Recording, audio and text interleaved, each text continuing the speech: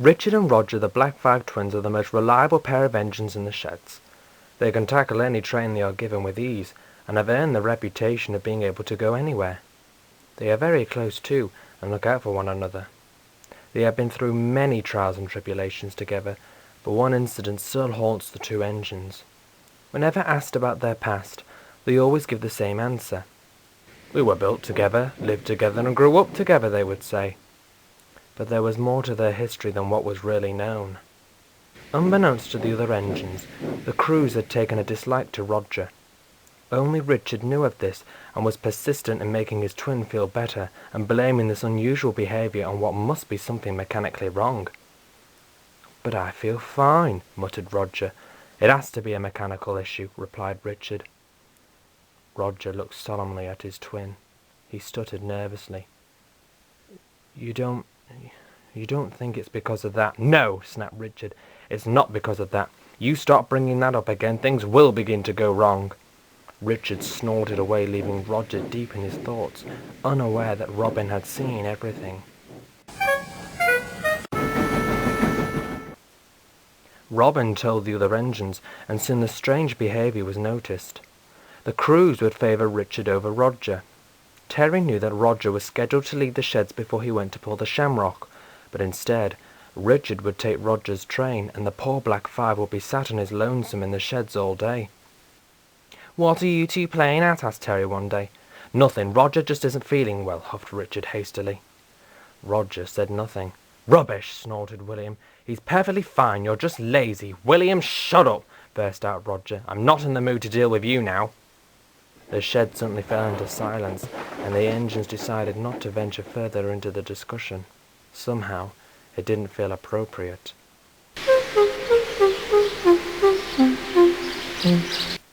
But the problem didn't go away, and it all came to a head one cold morning when Roger arrived with a passenger train into the station.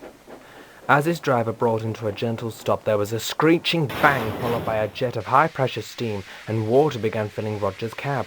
His gauge glass had burst and had severely burnt his crew. The station master stopped the passengers and shouted at Jimmy. "Get him out! Get him out!" he cried. Jimmy quickly pulled Roger and the train out of the station to prevent the passengers from getting scalded. Eventually, an inspector bravely climbed into the cab with a rag wrapped round his hand and isolated the steam and watercocks. Roger was speechless and very upset. His crew had to be taken to hospital, and no one knew if they would ever work again. That evening, the shedmaster spoke to Roger. "The accident wasn't your fault, and you'll be sent for repairs straight away," he announced. "This can happen to any engine, so in the meantime, keep your chin up." But Roger wasn't so sure, and neither were the crews.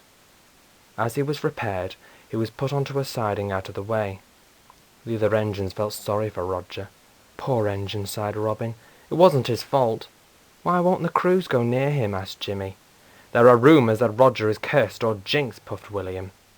Jimmy wasn't impressed. "Nonsense! Roger's not cursed at all." Richard looked sadly at his twin.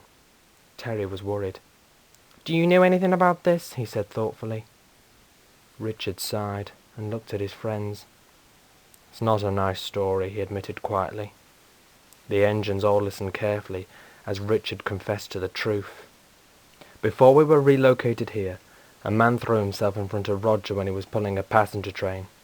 I won't go into gory details, but it was a horrific sight. That sort of thing stays with you for a lifetime, and it has plagued Roger ever since. The crews don't like engines that have killed a person, and call them death engines and won't go near them because they think they are jinxed." The engines were very sympathetic towards Roger. "The railways aren't always a nice place to live," sighed Robin. Everyone agreed.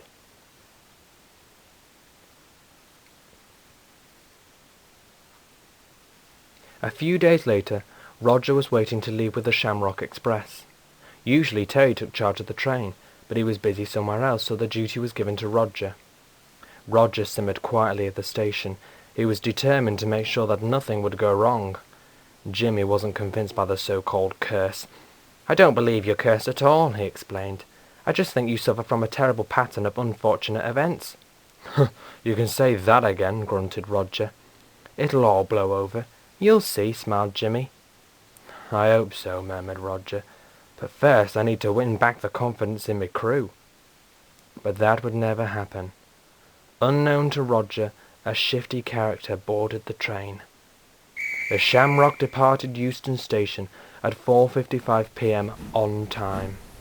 The events that followed would ruin Roger's chance of ever dispersing the title of a death engine by the crews. Only half an hour had passed at the station when the call came through. "The Shamrock has made an emergency stop. Man found murdered in compartment." Jimmy didn't say a word. Perhaps Roger's curse was true after all.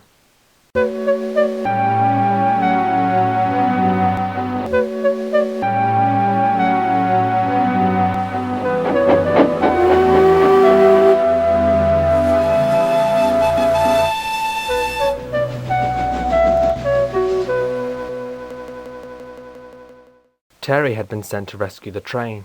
Even though Roger had a boiler full of steam and had been performing faultlessly, he couldn't bring himself to move out of sheer shock. The crew climbed down and spoke to Terry's driver and fireman. "So what happened?" they asked. "A man was murdered by another bloke in the front coach. A woman found the body and pulled the emergency cord. He tried to escape when we stopped, but toppled over the ballast and was caught by the guard.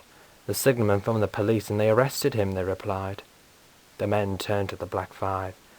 "It would have to be on the death engine," they remarked gravely. "You shouldn't say things like that," snorted Terry. "It's nasty and out of order." Roger's heart sank. He had had enough.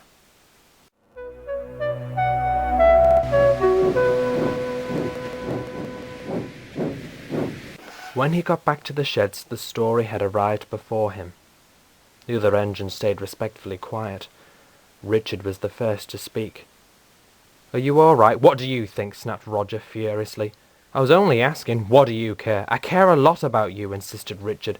"We're twins, we've been through everything together." "But not this," retorted Roger.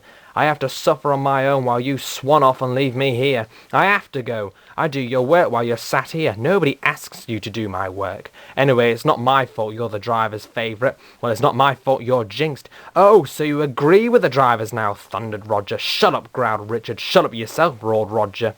The shedmaster quickly broke them up and ordered Roger to go to sleep at once. He then turned to Richard. "It has been very difficult for your twin over the past few weeks, and today's event has been the final straw. Roger has needed to vent his frustration, and unfortunately he has done it to you. I wouldn't take what he has said too personally. He still needs you to be there for him," advised the shedmaster. Richard understood, but still couldn't help but feel cross. When the shedmaster left, the other engines remained in silence. No one knew what to say. Eventually Jimmy whispered a quiet, "Good night." No one replied. They were all thinking about poor Roger's situation and how Richard had had to face the brunt of his twin's anger. Everyone came to the same conclusion that this was one issue that would take a long time to heal.